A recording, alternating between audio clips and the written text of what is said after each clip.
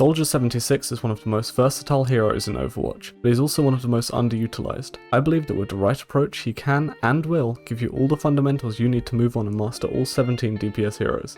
But there seems to be a common misconception with a lot of guides out there. I can give you all the secret tips and tricks I can think of, but you'll never be able to apply them unless you understand the process of learning a character.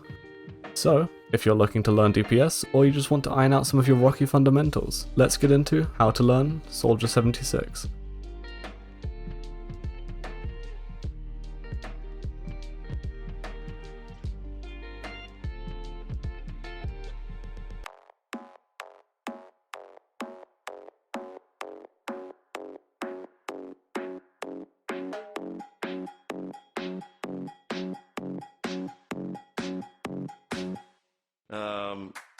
Soldier is the epitome of a jack-of-all-trades character. He has solid sustain damage, decent burst potential, passable healing, and an above-par mobility.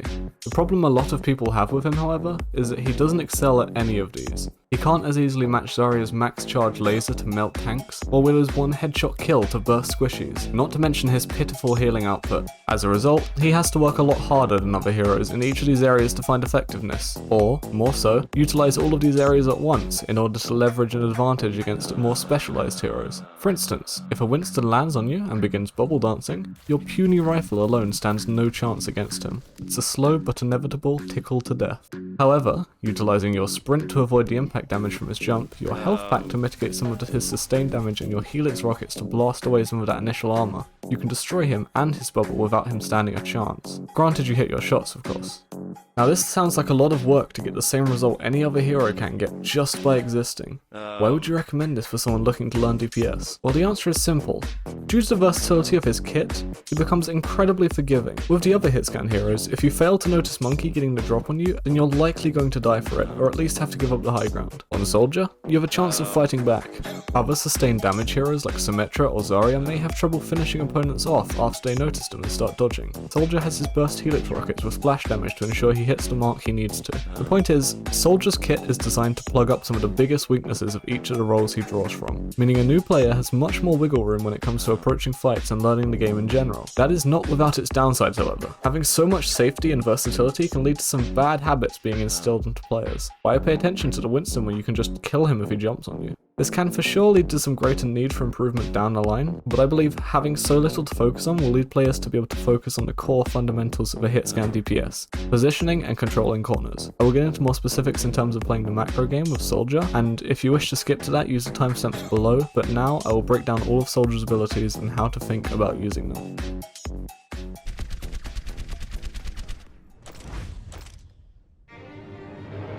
The Heavy Pulse Rifle is Soldier's bread and butter machine gun. It offers 20 damage per shot up close and 6 damage per shot at max ranges, with the rifle being able to put out 9 rounds a second. You can, in theory, do some crazy DPS, especially when you take headshots into account. That, however, is easier said than done.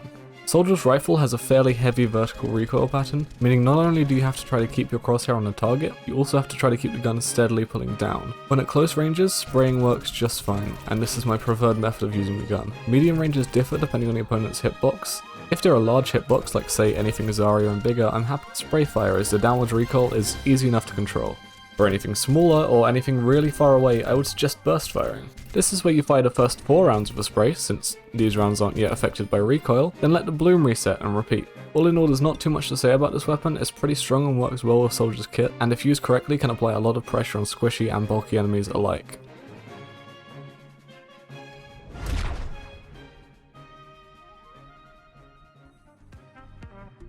Helix rockets are Soldier's go-to source of burst. They deal from 40 to 120 damage depending on the proximity of the explosion or if it's a direct hit.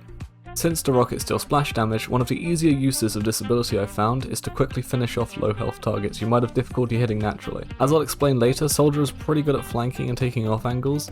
As a result, you'll oftentimes catch an unaware Anna tunnel visioned on the muscular German-engineered back of her Reinhardt. In situations like these, firing a Helix rocket for a direct hit and immediately following up with a hail of bullets will often lead to a death way before she even manages to snap out of a lust-induced trance. That's not the only use of the burst aspect of Helix rockets though. Use it whenever you know a target is going to be stationary so you can guarantee a direct hit, an ulting Pharah, an ulting Reaper, or just a brain-dead Mercy player. Last, but surprisingly not least, Helix rockets can get you some sneaky kills on enemies that think they've got into safety around corners or behind shields. Get creative and you'll be surprised what you can pull off.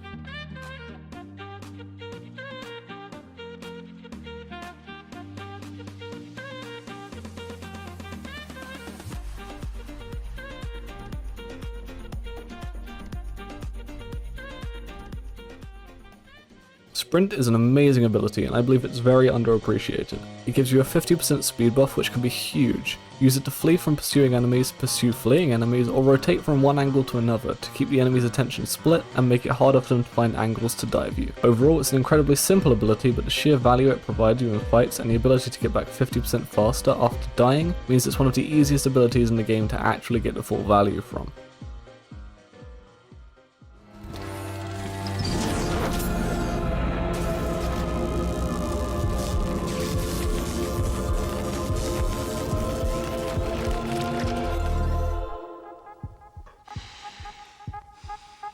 Biotic Field has a soldier place down a station that emits healing and an aura around it for him and his team.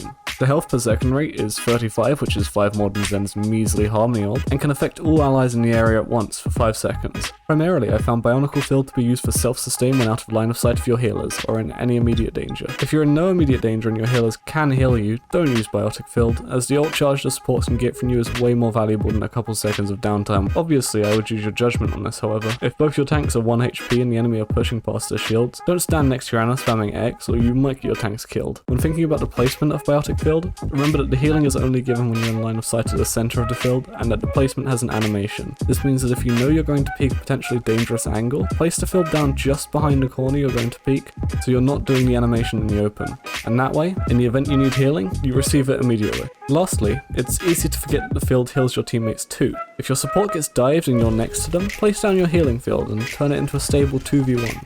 If you find you're never near your supports when they get dove, I would suggest taking a look at the enemy team comp every few minutes. If you see they have a D.Va and Winston, lean a bit closer to your support so you can easily help them out. In general though, the usage of this ability is incredibly intuitive. If you need healing and can't easily get it elsewhere, press E. Tactical visor activated.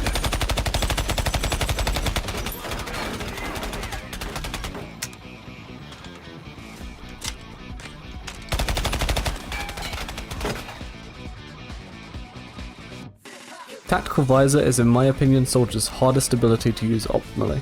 When activated, Soldier gains aimbot mode, allowing all of his shots to instantly lock onto the target closest to his crosshairs, as well as disabling damage fall off and dropping his reload time to almost instant.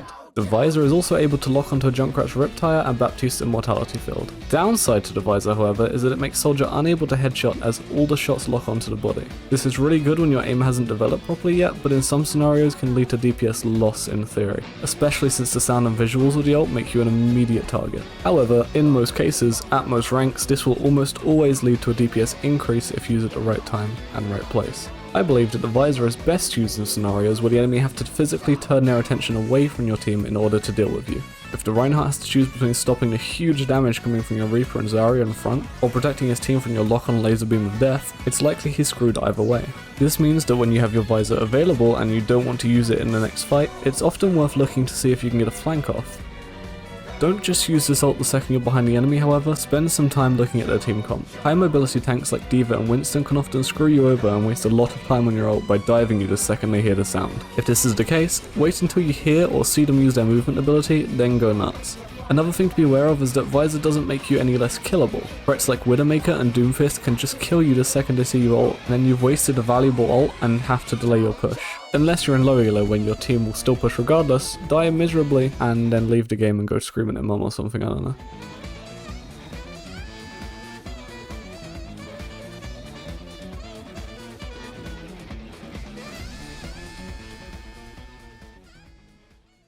Here's the fun part that I think a lot of guides miss. Knowing what Soldier's abilities do and a handful of tips and tricks with them is great and all, but when you get into a real game and don't know what you're doing on a general macro level, you'll often find you're almost never in a position to actually utilize any of the tips given. I'm going to discuss how I approach playing Soldier and my general mindset when playing against different kinds of teams. Please keep in mind that I am by no means a great player, I'm probably not even a good player, but the approaches I discuss are what I believe to be a great jumping off point to start developing your own game sense and eventually your own macro playstyle, which I'm sure will far exceed this one. So without further ado, let's discuss.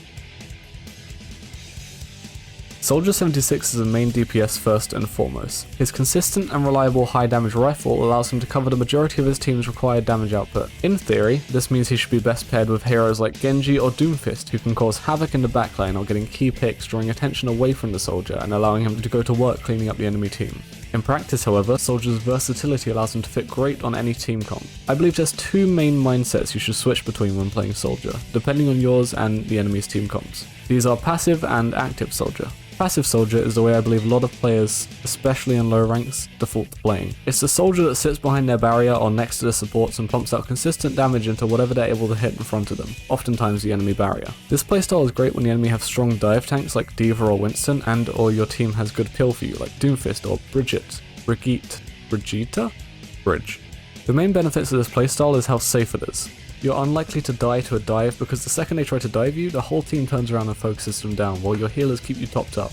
This does however come with some downsides. Because you're standing with your team, all the enemy's barriers and defensive abilities will be facing towards you, meaning your active damage output on actual health bars is severely gimped. On top of this, all the spam bombs and arrows will be coming towards you, meaning if your Rein drops his shield for a second, you could be at major risk of an arrow to the face. In a general sense, however, this playstyle is low risk, low reward. You won't often be able to carry a team with it, but at least you won't be the one feeding ults to the enemy. If you really want to have an impact on your Soldier games, however, I would suggest picking up the active playstyle. Active Soldier is where I believe Soldier truly shines and allows him to take full advantage of all of his kit. When playing like this, you want to look for more risky angles which are, and this is the important part, not in line with your team. These are called off angles. An example of this is the window in Gibraltar on attack. The goal of these angles is to cause the enemy to have to move their view a significant amount in order to try to shoot you. It can also allow you to take shots and get potential picks on enemies behind barriers, often the supports, giving you far more impact on the pace of the fight. If the enemy support is distracted trying to deal with you or running away trying to stay alive, they are oftentimes not healing their tanks, which usually means your team can roll over them in no time. This playstyle is great when the enemy team lack any or much mobility to get to you, or any way to shut you down instantly like Hanzo or Widow. This doesn't come without its downsides, however. Being so far from your team, often out of your healer's line of sight, is very risky. One too many stray shots can end you before your team has a chance to start fighting, and a slight lapse in concentration can lead to them switching to a Winston or a D.Va and chasing you down, leaving your team to wipe. This leads Soldier to need to utilize his entire kit with this playstyle. When you're taking these off angles, always make sure that you have a corner or some sort of hard cover where you can immediately break line of sight on threats within a second's notice. This is honestly more of a tip for Soldier or even the game in general. Utilizing nearby cover will be the difference between being half healthed and getting shot in the back while running away, or getting half healthed and immediately dipping to safety. I believe there are two main things you should definitely take from this video, as they'll help you out immensely in the broadest of situations, and this is one of them. Use, abuse, recycle and reuse natural cover as much as possible. The results are astounding. The second main takeaway point is to use high ground as much as humanly possible. This also applies to the passive playstyle, except in that you'll use the high ground nearest to your backline so you can quickly drop down to your team. In the active style, however, using high ground slightly to the sides of the enemies will not only make it easier to land headshots and give you a better line of sight over shields, but it will also make it a lot harder for them to fire back at you, making you both more deadly and safer at the same time. I can't stress enough how important it is to use both of these as much as possible in all your games. It will improve your performance by a factor of at least infinity. Don't try to correct me on that, I did GCSE maths. Another way you could try to get value out of aggression with Soldier is with flanking. This is when instead of just being at an off-centered angle, you're actually behind the enemy. This is the riskiest of them all and should be used very sparingly. You'll be far away from any guaranteed safety, and it's very difficult for supports to help you out without putting themselves in severe danger. With the increased risk, however, this can of course lead to an even larger payoff if everything goes well. Being able to get a clean pick on their supports can open the fight for you and your team to engage and steamroll the enemy. Don't use this too many times in one game, however, or the enemy team will begin to expect it, and you'll be dropped quicker than an aging pop star. I usually like to save this for when I have my visor ready, so as I mentioned before, I can force the enemy team into splitting their attention and allow us to win the fight with ease. When it comes to target priority, you should almost always prioritize seeing squishy targets or low health tanks. While half healthing the Rein is good and all, and your team might be able to follow up, there's very little chance that the Rein will actually die, in which case all you're doing is giving their supports ult charge. And support ultimates are often far more valuable than yours. Instead, try to focus squishy targets, especially immobile ones like Zen or Ana. A support kill is often much harder to recover from than a half health tank. If they have a Pharah, it's usually your job to deal with her. Without a pocket, she could pose very little threat, but when paired with a Mercy, it becomes a lot more difficult. Keep her at range as her shots are a lot harder to hit at a distance than yours. I would focus down the Mercy first, as even if you don't kill her, this gives you a window where she can't recover the damage dealt. Remember that oftentimes, if the Pharah has more than one brain wrinkle, you won't actually be able to kill her alone, but causing her to have to drop out the sky and stop pressuring your team for a while is enough to make a huge difference. A grounded Pharah is a useless one. One last note on your visor is it is an amazing counter against Pharah Mercy. Just make sure you activate it when Pharah is not actively shooting at you. It only takes 2 damage boosted rockets to kill you, and she can get them off faster than you can kill her if she's already targeting you.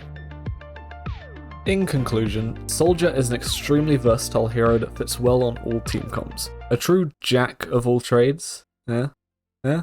Anyone? Pay attention to who the enemy has and play reactively, switch your playstyles accordingly. Go aggressive if they have little to no threats that can catch you out of position, and play passive if you're afraid of you or your supports getting dove. Soldier is great to learn with and so easy to pick up, but he's also incredibly difficult to master. Remember, when learning a new character, aim should be your lowest priority. Yes, it's important, but aim increases passively. Positioning and timing can be worked on and thought about actively, and should be the main focus. Now go. Play as aggressive as you can, feed to your heart's content, and remember, we're all soldiers now.